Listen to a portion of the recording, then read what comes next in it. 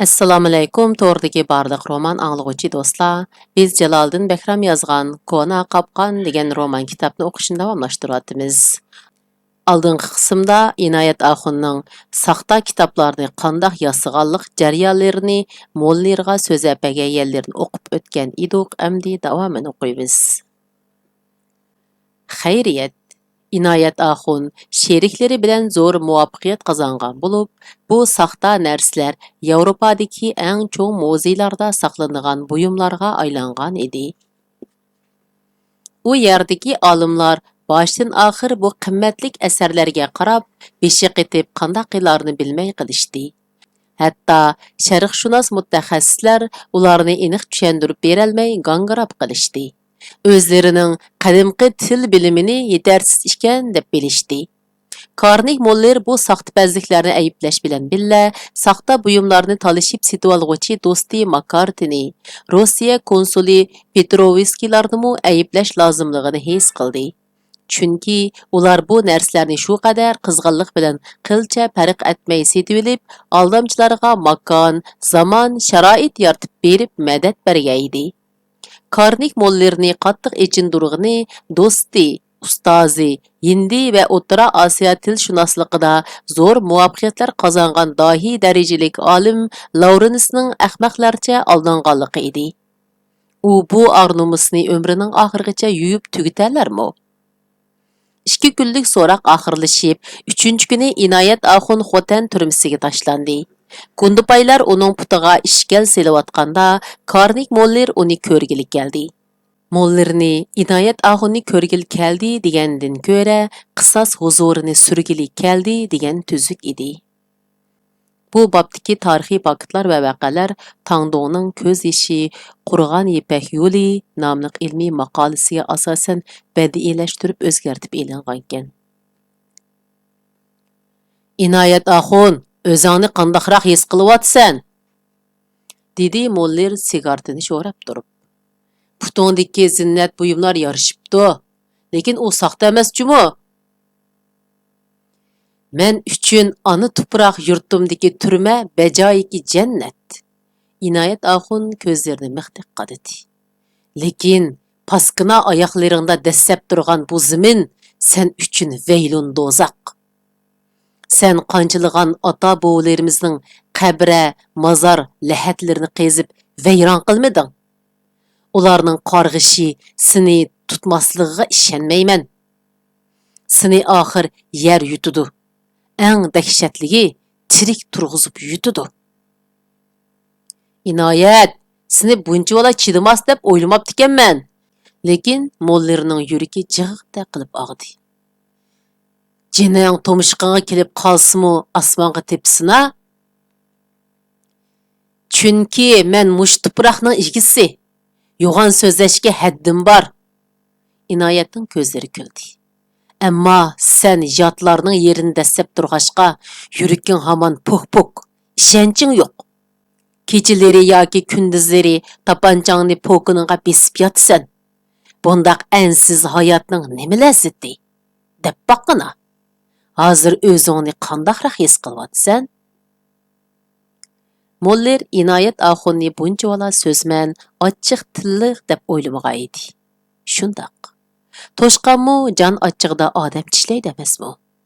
Uning ana tuproq, ata bovlar qarg'ishi, ansiz hayot haqida deganlari Mollerning yurak bag'rini tirna solgandek tilg'ibatdi. İştanga chiqqan ko'ngliga tayin degandek, uning ikkinchi qitimliq taklimakkonni qidirishi esiga tushgan edi. Rahimdil bo'lish, axloqliq bo'lishni og'izdan tushirmaydigan bu qaroqchi, Ostona qabristonligidagi jasadlar o'ralgan nihoyat nurg'un qadimqi nafis yepak raqlarni vahshiylik bilan soldirib olgan edi. Moller Inoyat Oxunning og'zini ichib qo'yg'iniga pushaymon qildi, chunki uning gradusi birdilla pasab muloyim qiyofatga kirdi. Inoyat Oxun, o'zingning nimalarni qilganligingni dangsab boq, dedi Moller siliq sipoy holda. Meni Petrovski, Makartinilarni aldab qolmay, ulug' olim ham mening ustozim Lawrensni oldiding. Bu kechirgisiz jinoyat. Olim ham ustozlaring mendek oddiy xo'tallikka aldangan bo'lsa, Senmi çağlıqkensen? İnayet Axun pissini tüküldü. Bilip qoy. Men qilgan ishlarimda faxrlanaman. Sendek jahonga patmay qolgan alvaslarni oldiga olgan ishkanman, o'g'il bola. Yurt bolasiga munosib ish qiptiman. Lekin senchu? Hiliqi va'dang esingdidu? Sen gapni og'zingda qilganmi, kutdingdimi? Endi seni madi eshak, kursuq qanchuq, mekijin desak, alhakumullah deyishdan boshqa chorang yo'q. Mollerning yuzi höppida o't oldi. U bu sat haqoratlarga nima deb o'kti qopsun? U o'z og'zi bilan lavzimda turmasa meni erkak dema degan tursa. Mana inoyat naq mushi gapni izohlab berdi xolos. Gapingdan qaraganda, dedi Moller hayron bo'lgan holda. Sen chet elliklarning haqiqiy kitoblarini elib ketmaslik uchun qasddan saxta kitoblarni o'ydirib chiqib ekansan-da. Endi bildingmi? Ha ha ha. İnayet Axun putidagi ishkalni sharaqshitib, ta gunduxonaga kirib ketguncha qaqoqlab kuldi. Uning kulkisi ming patman umutdek Mollerning beshiga urildi. Gunduxonadan jonga o'tkidak til ahonat ishtib kelgan Moller ishxonasiga xomush holda kirib kelganda qapoqlari turilgan kinodon bois beshini silib divanda o'tiradi. Uning oldidagi haqiq kuldan sigaret qalduqiga to'lgan bo'lib, ishxonda ko'kish islar laylab yuradi. Kinotonning alpozidan yuragi oqqan Moller uning o'dilidagi o'rindiqqa kelib o'ltirdi.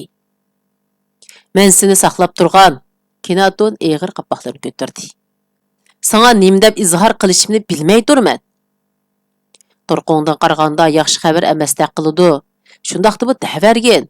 Anglab biqib birnim deyishmamdoq. Moller gunduxonaga ketgandan keyin ishxonaga beshiga Vengriyaning qora shilapsini, uchisiga Rossiyaning ko'l rang yoqiliq sur rang paltosini kiygan savdogar siyoh bir odam uzun qo'njiliq xurum o'tigini g'ochildatib kirib keldi. U o'zining bakmu aldirash ekanligi, Qashqardagi Angliyaning bosh konsuli Makartinining havola qilgan bir parcha xatini olg'ash kelganligini aytib, uzoq o'ltirmadi. U og'zi echilmagan lipopli xatni Kinotonga topshiribla chiqib ketdi. Kinoton Mollerga kelgan har qanday xat chekni ichiveradi. Shunga u lipopini ichib, uning ichidan bir parcha xat bilan kesib olingan rus yoziqining gazet parchasini sug'urib oldi. U rus yoziqini bilmagachga Makartinining xatini o'qigan sari ko'zlari chakchiyib, burun to'shishlari kengayib, hozirg'incha o'rnidan turib ketdi. Ablaqlar! Vaqirdi Kinoton qo'llarini shiltib. Bu jinoyatga meni qiyninim, yenirinimi chitib olg'ini qara. Biz faqat qarab turdik-ku xolos. O'zini tutib ololmagan Kinoton aynak bokalga orqa-orqadan konyak qo'yib ichdi. Tamakini uzildirmay chekdi. Shundaqdimi ochiqi besilmay turg'unida Moller qaytib kelgan edi. Mirkamil, Mavlid to'xtalarning o'limi to'g'risidagi xabarning Rossiya gazetiga bisilganligi haqidagi xatni qayta o'qigan Mollerning butun badani jaloqlab titrab, chiroyi oqirib, xuddi qo'ziqi so'yib olingan daraxt g'uliga o'xshab qoldi. Bu kimning zaharli qo'li? degan savol uning qora ko'nglida to'plan ko'taribdi. U birdilla turponga qechib ketgan patqullar rahimni esiga oldi. Nimishqimu bu divonini taklimakkanning o'zidla Mirkamil Mavlid to'xtalarning orqasini uzitib qo'ymagan bo'lg'aydi. Sirning oshkorlab qilishidan ansirab, uni Donxuang tosh kemirlari, Turpan qarg'oja, singim, simsim ming o'ylariga opirib yurgicha biror xarobilikka tirik ko'mivaschu. Ashu qalandarlar u yer bu yerlarda biljirlab yurmagan bo'lsa, bu yuz to'kiladigan, shon sharaf bulg'unadigan oqibat yuz berarmidi? Mollerning gumon ham tasavvurlarini anglagan Kinoton og'zini qiyshaytib kulib qo'ydi. Nenini aron tepib yeyotgan bir savodsiz dehqonning gaplariga kim ishinar? Ishangan taqdirdimi ular anglabla qo'ydi xolos. Rossiya gazetining ayrim stonidan o'rin olgan bu xabarning orqasida cho'qim cho'ng bir arbobdan biri bor. U balkim kasbiy jihatdan raqobatlashayotgan odam. Kinotonning farzi barhaq ekanligida shak yo'q edi. Moller birdilla germaniyalik arxeolog Fon Likok va Bataslarni esga oldi. Ular mollari bilan qarg'uvchida xarobelik talishib, qoral ko'tarib qilishqila tas qolgan edi. Har ikki tarafning ishlamchilari shu yerdagi mo'tvarlar oraga kirib, jidalni nihoyatda tasdiqda pastgo'yga tushirgan edi. Bildim, dedi mollar mushtumini ustalga urib. Bu Fon Likok bilan qora niyatning uyini. Biz turpandan ketgandan keyin patqullar rahim chuqum shunga yollanib ishlagan. Uning so'zlariga asosan Fon Likok Bataslar Rossiya gazetiga xabar bergan. Bu tasavvurun aqlga sig'di, dedi Knaton xiyolga batgan holda. Patqullar rahim degan abgoning og'zini tuvoqlamay turib, quloq tinchimaydi. Knaton etqina, qanday qilamiz? Bu ishqa sen bir nima demisang, mening aqlim yetmidi. Buningga bosh konsul Makartiningla amali bor. Knaton quloqni quloqqa yiqib kusurladi. Uning Yevropadan Hindistongacha, Hindistondan Jungogacha bo'lgan shahar viloyatlarga qo'l yetidi. Munosabatlik odamlari va oyoqchilari ko'p. Bir bishorat bilallo patqullarning ishini to'g'rilaydi. Undaqda bugun kechilar maktub yozib tayyorlayli. Hojat yo'q. Bundaq zil nozik ishni xat orqali yo'llash xatarlik. Birer haftaning ichida yo'lga chiqimiz deyapmiz. Hammani o'z og'zimiz bilan deyli. Sokratdekli kallang barda sening. Karnik mollar may oylarining chiroyli bir attiganligi to'plagan, setib olgan madaniy yodikorliklarini 18 otqa ortib yo'lga chiqdi. Bu qitim Makartinig'imi alohida qimmatli sovg'atlarni tayyorladi. U 12 kunda Qashqarga yetib kelib, do'sti Makartinining uyida bir hafta mehmon bo'lib, ko'nglidagi gaplarni, bo'libmi kelish oldida turgan xavfni degan edi Makartini uningga. Xotirjam bo'l, og'ina. Sening tirniqing kesilsa, mening yuragim tilg'inidi. U ablaqning qap-qap og'zi cho'qim to'pa bilan to'lsa, senmi amin topsan, deb sirliq javob berdi. Makartinidan ko'ngildagidek javobga erishgan Moller Qashqardan Londonga qarab yo'lga chiqdi. U Jungo chegarasidan chiqqandan keyin kayniga burilib, ikki qo'lini egiz ko'targan holda asabiylarcha vaqirdi. Men g'alaba qildim! Men muvaffaqiyat qozondim! Ya hazrat. Naq shu daqiqada Inoyat Oxunning uzundan uzunga qaqoqlab kulgan masxirlik ovozi jaranglab, Gundoxonaga ishkalni sharaqshiltib mardona ketayotgan siyoqi ko'z oldida ayon bo'ldi. Karnik Moller shu hamon qozoq ofitser Sayyoh Cho'qon Valixonovning muni bir kalima so'zni esiga oldi. Bu millatning beshiq kelayotgan bitmas tugmas zo'rliq, zumbuluq ham adolatsizliklar ana shundoq bir-biriga ishonmaslik, o'g'rillik, yolg'onchilik, buzuqlik degandek illatlarning yamrab ketishiga sababchi bo'layotidi.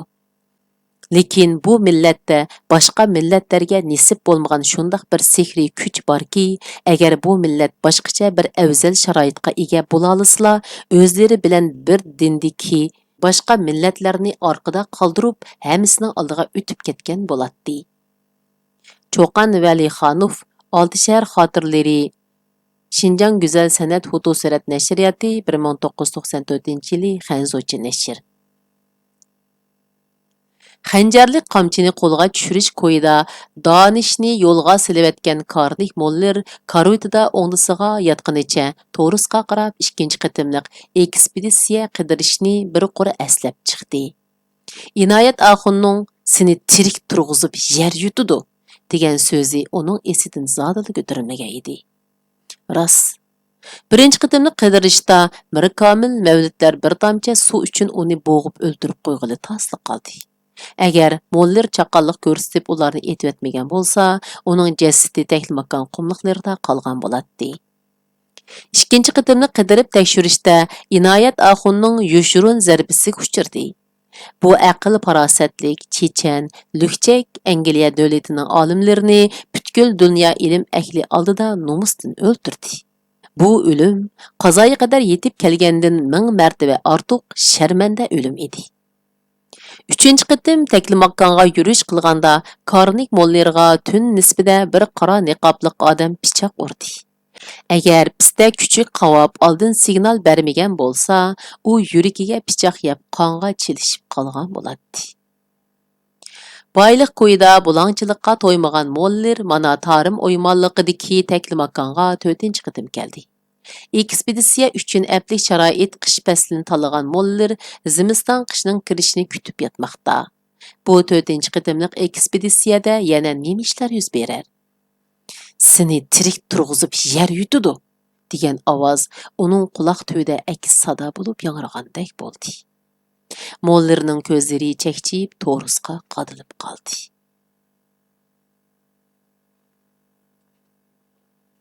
9-bob.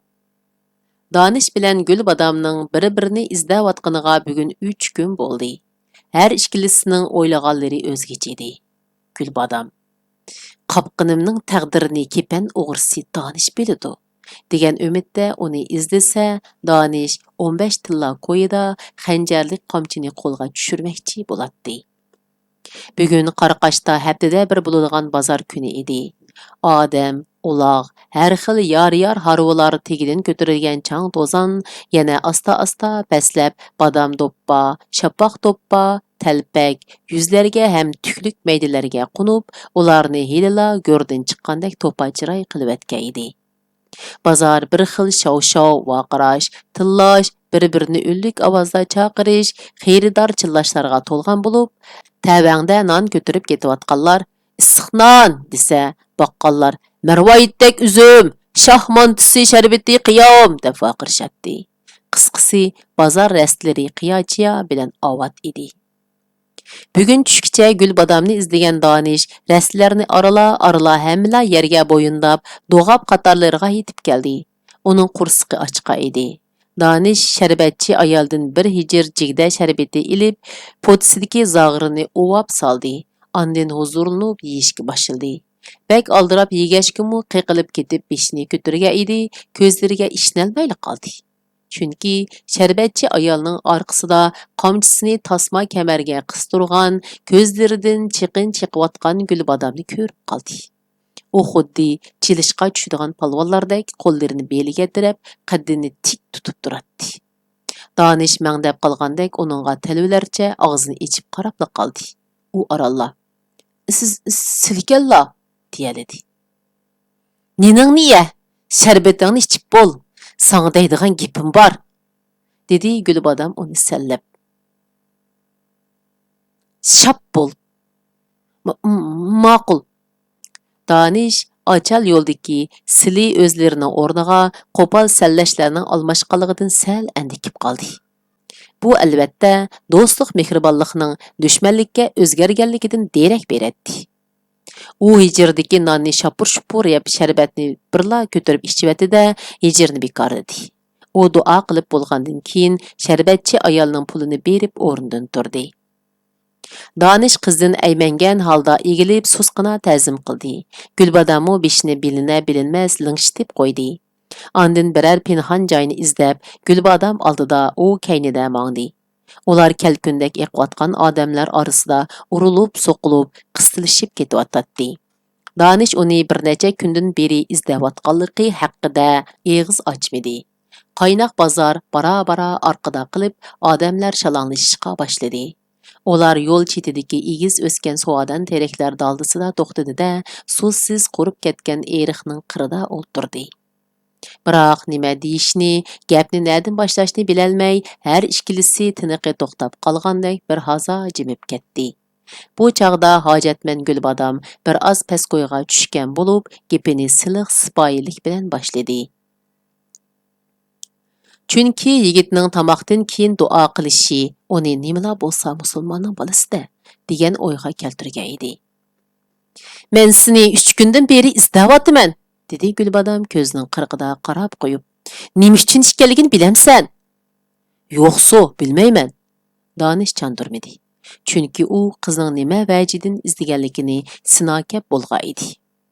"Meni nima izlaganlar?"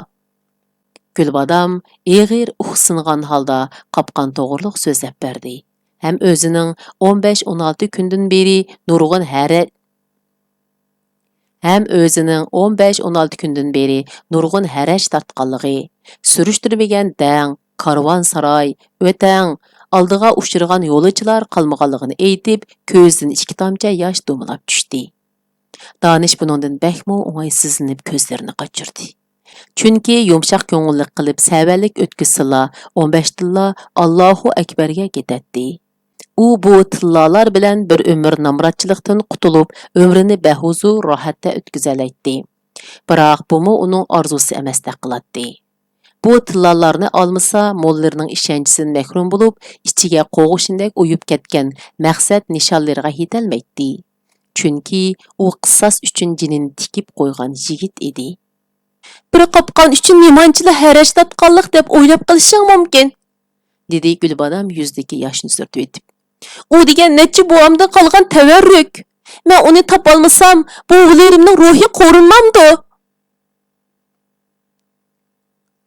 Balkim ular emasdi. Gulbadamning ochiq tillari Danishning esidan ko'tarilmagan edi. Sizlar qadimqi narsalarni ajdodlar ruhi, uni sotqanlik ajdodlar ruhini sotqanlik, o'zimizni sotqanlik deb biladilar. Shundaqqa deyman.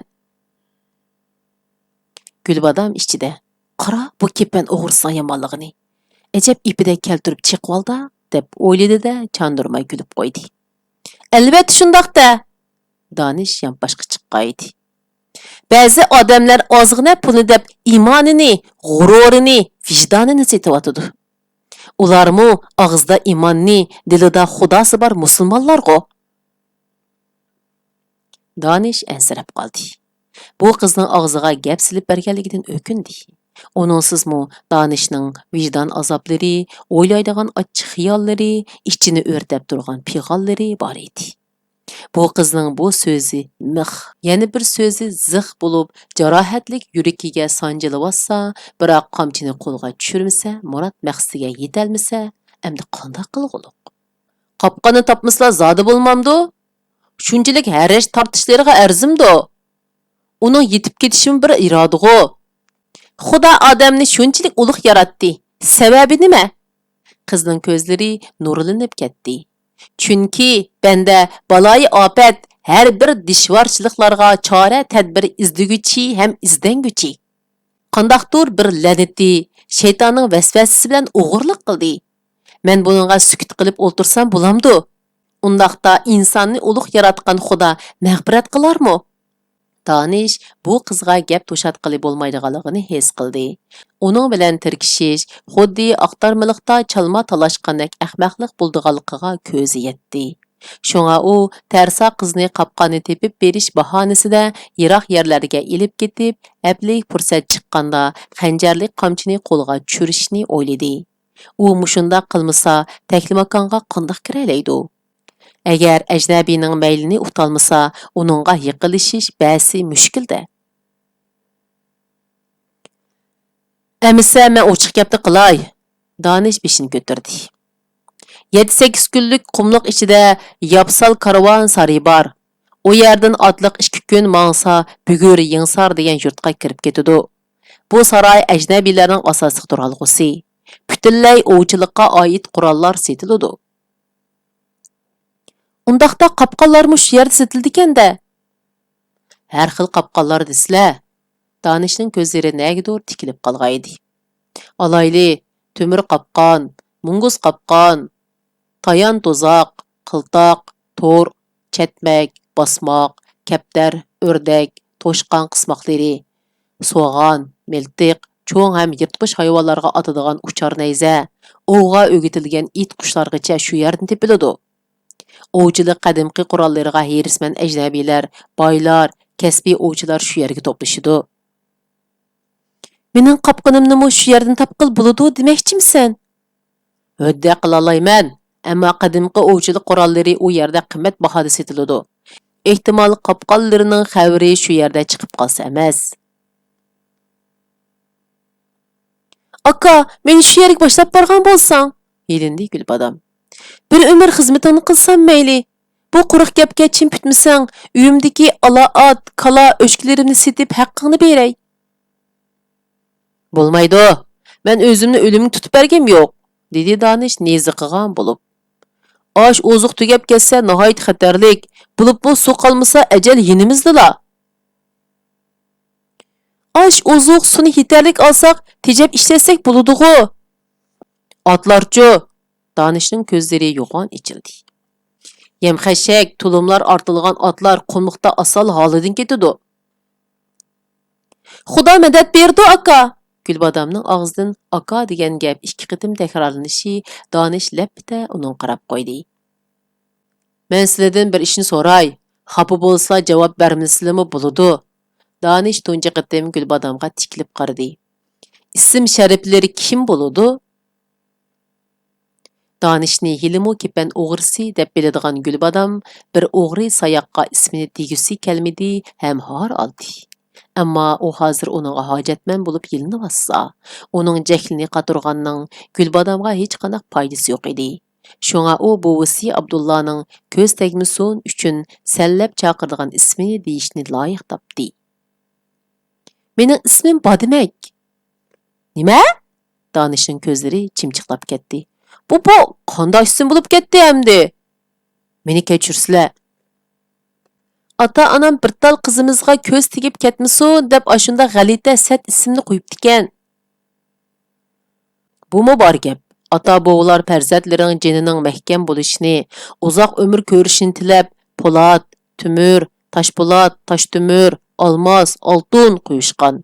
Ko'z tegmasin uchun chavar, pasar, yantoq, axlat, palta, supurga, cho'ruq, kepak, toqa, busuga degandek sad ismlarni qo'yibdi ekan. Bu xuddi meva bergan uzum baranglariga ot eshak to'gilarning bosh so'ngini isib qo'ygandek bir ish. Ism to'g'riliq gap chiqishi ular ichki to'qinishlarni unutgan holda paranglashib ketdi.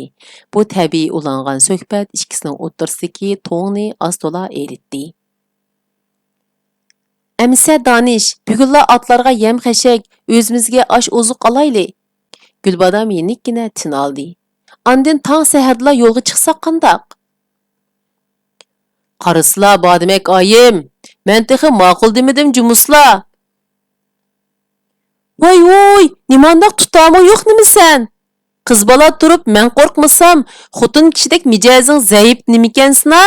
Sen nərin qomating burkutdek bo'lg'in bilan paqa ololmaydigan sordek shijoating yo'q ekan. Voy, bo'ldi boray. Borsam bo'ldig'ando. Danish o'rnidan turib ketdi. Xotin kishi mijaz, naring paqa ololmaydigan sor. Pah, bu nimanda sisiq gaplar? Yopiray. Og'zi baloy opatgina bu qizning. Gulbodam ta'tir qarab kulib etdi. Yigitning so'zlaridan, terikishlaridan soddaligi ham oq ko'ngil ekanligi chiqib turadi. Bo'libmi u shalloq, buzuq po'xurliqlardan xoli edi. Texi yana uning to'm qara qoshlariga, chiroyli cho'ng ko'zlariga, qonshorlik burni yorishib turgan chosa yuzlariga bir xil samimiylik yo'shirgandek qiladi. Danishning yot birovlar uchun bundaq eg'ir va xatarlik uzun safarga rozilik bildirganligidan mamnun bo'lgan Gulbodam birdilla uni sizlab gap qilganini o'zimi bilmay qoldi. Uyingiz nerda? Mening bu yerda uyim yo'q, dangda yotaman. Qaysi dangda? Sodir qoshliq dengida. Men shu dangga tushgan. Ular shu kuni kechgacha bozor aylanib, osh ozuq, yem xashak ilib, danga qaytib kelishdi. Ikkilisi otlarini sovutib, ko'cha aylandirdi. Shahar sirtidagi yeyilib oqadigan o'stanga opirib yurdi. Tumur targ'oqda otlarning bo'yun, sarg'a, pochoqlarini tarab, har xil chaqqoq, qon sho'raydigan hasharotlarni tozidi. O'ziga shaloqlab chichilayotgan sovuq suvdan huzurlanib ketgan otlar "Qo'ymu bilan ish qildinglar" degandek pushqur tushib, kalti-kalta kishnab qo'yatdi. Attarlarning sanduqidan uncha marjon dur go'harlar to'kilib ketgandek, qaraqash osmoni charaqlagan yulduzlar bilan to'ldi. Osmonning yiroq bir yerida sohib jamollarning qishig'a o'xshaydigan oy o'rg'iqi pastlarga qarab turadi. Nadidur anglangan qiyri mazinning bo'g'uq va qayg'uluq azan ovozi ko'ngillarni miskin o'ylarga solatdi. Ko'zning ochiq shamili yuzlarni cheqib turgani bilan tallarga huzur ato qiladi. Danish bilan Gulbadam danga qaytib keldi-de, atlarini o'qirga bog'ladi. Bo'ldi, sizlar kirib baldıroq yatsizlar. Әтики tunji safar eg'irroq bo'ladi, dedi Danish Gulbadamga qaramayla. Men atlarga bo'g'iz berib, o'qirga o't silib ondan yotaman. Әтisi tong sahar narsa keraklarini atqa artib yo'lga chiqqan Gulbadam bilan Danish jimji to'plan ko'chalardan atlarini choptirib o'tib ketdi. Ular o'z xiyollari bilan banit bo'lg'achqimi, un-tinsiz ketib boradi. Danish yapsal karvon sariyiga berish emas, balki mushi 2-3 kunning ichidala xanjar qamchini o'g'irlab Qarqashqa qaytishni o'ylaydi. Chunki bakrak sovuq tushgan hamon Karnik mollar atirti Taklimakkonga 4-chi qitimliq ekspeditsiya yurishini boshlaydi. Agar ular ketib qilib, orqadan qo'g'lab borganida azaldilla gumon nuqtasi bo'lib qolgan Danish mollarning gumonini texmo kuchaytib, tinish yotgan yilonni sagaklashtirib qo'yadi. Shunga u yo'l bo'yi xanjar qamchini patra qandoq usulda qo'lga kirgizishni o'ylab kelyotdi. Ular Qaraqash diyoriga kirishdiki eng oxirgi nuqta achchiq bo'ya o'tingiga kun qayrilgan mezgilda yetib keldi. 10 kun ilgirki Danish achal yo'l eg'izida Gulbadamni yo'lga silib qo'ygan qo'nalg'u shu edi. "Badimak oyim", dedi Danish itining chulvirini seyrib. "Mushu o'tang ichida bir tulxutun qitiq satudu. Birer g'idirdan ichib qursaqni astarlab olsak qandoq? Atlarningmi qorni ichiga tortildi. Buludu, ammo hayal bo'lmayli." Ular darvoza o'rnida qog'jirab ketgan uchuq g'araldan aylanib kirib otdan tushdi. İki tarafida pakar-pakar musafirxonlar, udulda mal eg'ili g'iribsinib turgan ko'rimsiz o'ylining o'tirsida bir quduq bo'lib, tik mo'ma yog'ochga bekitilgan uzun badira yog'och orqali suv tortiladi. Badirining cho'ng beshiga bir xalta qum bog'lanib, yana bir kichik uchidagi uzun zanjirda bir dona chambarlangan yog'och tung bor edi. Ko'nlar uni tortma quduq, moha quduq deb atashadi. Danish ikki atning beshiga bo'g'iz silangan to'rini kiygizib qo'yib, Gulbadamni boshladi-da, eng chetdagi eshiklari hang'irqay uchuq kichik uyga kirib ketdi. Ömür bo'yi chochlari targ'oq ko'rmay kollaklashib ketgan tul xotun kir ham maynat qo'llarida ularga ikki oyoq qetiq uzatdi. Danish bilan Gulbadam xurjunlardagi zag'ra ham arpa ko'mashlarini elib ushtub soldi. Ondan yog'och qo'shiqda bir chatdan uyub yeyishga boshladi. Ular bir qursaq qetiq va nonlarni yeb bo'lgandan keyin tul xotun hangi daraxtining yog'ochidan yasalgan yog'och cho'mishda ularning oyoqlariga suv quyib berdi. Qetiq yuqi va non uvoqlari aralashgan badrang oq suv kir yundusig'la o'xshaydi. Lekin ular bir ko'tiribla g'urtuldatib ichib oyoqlarini quruqtab qo'ydi. Bugungi o'qishimiz mushargich bo'ldi. Davomini kelaqatim o'qiymiz. Xayr xo'sh, Allohga omonat.